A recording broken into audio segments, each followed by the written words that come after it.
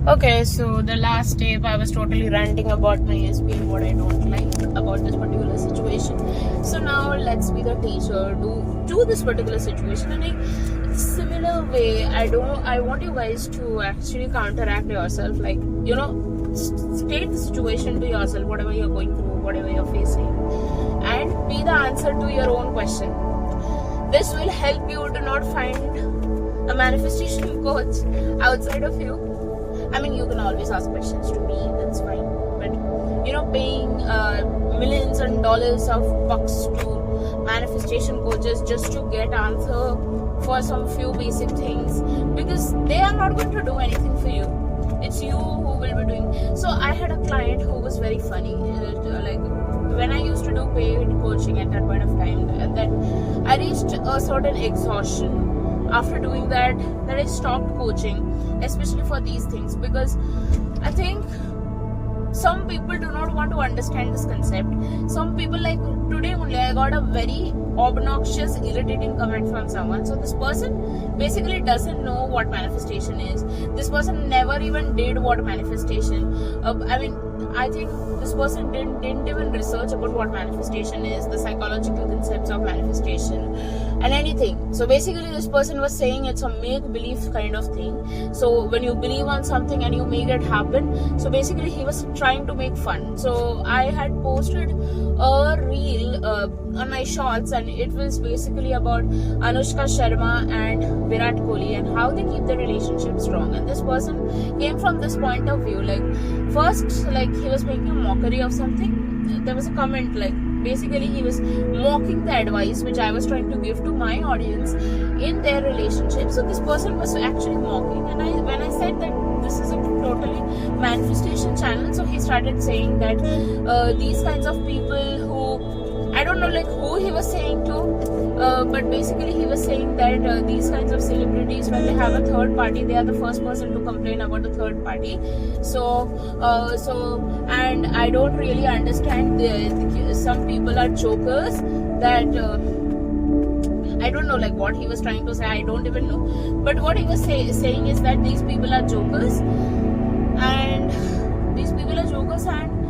they are basically trying to make believe doing something. Basically he was mocking the concept of manifestation, because this dumb person did not even understand what manifestation is. So what I did is I deleted his whole comment, because rather than, like, I could have went and given him a whole theory of things which could have made him believe in something, but people who do not want to believe in something will not believe in something. And this is one of the examples I would give you. So when my SP was in the worst phase of his, like, when he was totally opposite of the desired version, no matter how much explanations, no matter how many things I told him, nothing would make him do things as a normal boyfriend or as a normal person would do.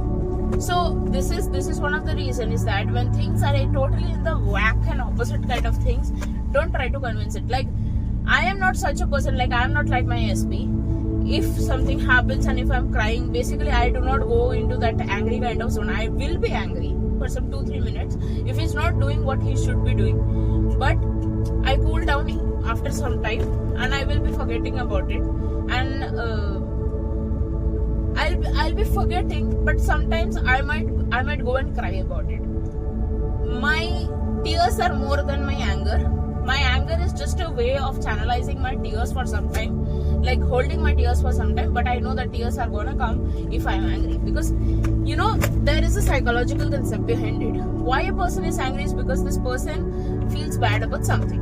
So when a person feels bad about something, then only this person would be crying. Otherwise, why would someone be crying? Why would someone be angry without, like, if something is not right? I mean, I think you guys understand. I mean, there might be some emotions which got hurt. That's why this person goes into that anger kind of zone. So that's the psychological concept behind this. Now, I'll tell you as a teacher, like, if I am the teacher to my situation, what would I do? So first thing is that, so let me take an example of my name is Tina.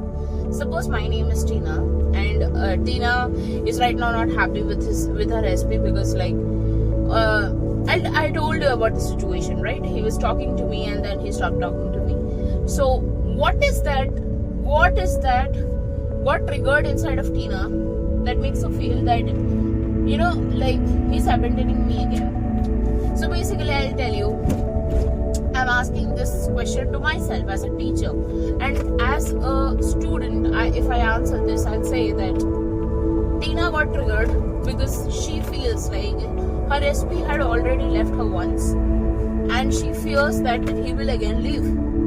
So there's this abandonment kind of fear which she carries inside, and it's not just with her SP, there are many people who have done that to her.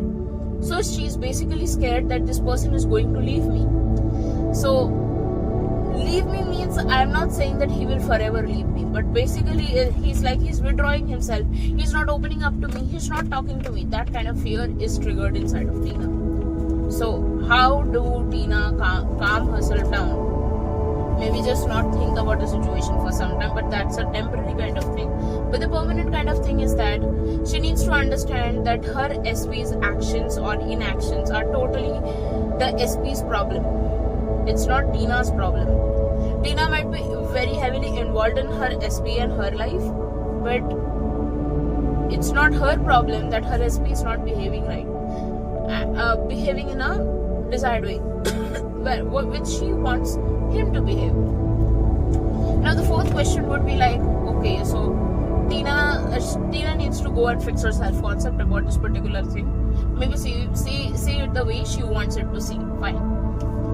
But then what is inside of her which is like triggering her again and again? One thing is that abandonment food. Second thing is that it has already happened once. Her SP used to be her best friend, and like he still is. But her SP and she used to talk a lot about lot of things, and then all of a sudden something happens and he withdraws himself totally, and he totally goes into the opposite direction. So that is that pain which is triggered inside of Tina, and I'm totally feeling like crying because I'm trying to be the student to my own question. So student to my own question as a coach. So basically that's the kind of pain which got triggered inside of her, that, you know, which means that she has not evolved from those things which has happened to her. Now see, we are not sitting and healing anything, right? We can only revise the past which has happened. So we can just say things like this never happened, or maybe make it in the form of an affirmation. Otherwise you would have to do something to convince yourself that this never happened in your life, or maybe just forget it and write that particular incident in such a way that whatever you wanted it happen, or just maybe erase the memory. Whatever feels feasible to you, you have to do that. So this was the second reason why Tina got triggered.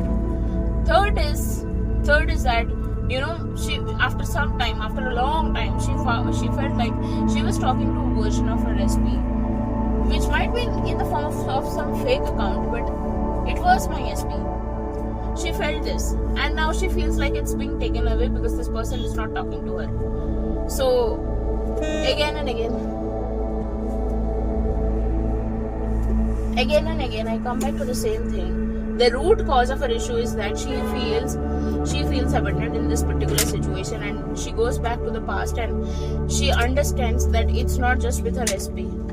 It's something which has happened to her a long back, and some or the other way she still needs to revise or work on these self-concepts to help her to get out of this. And she also needs to see her SP in the light she wants her she wants her SP to be.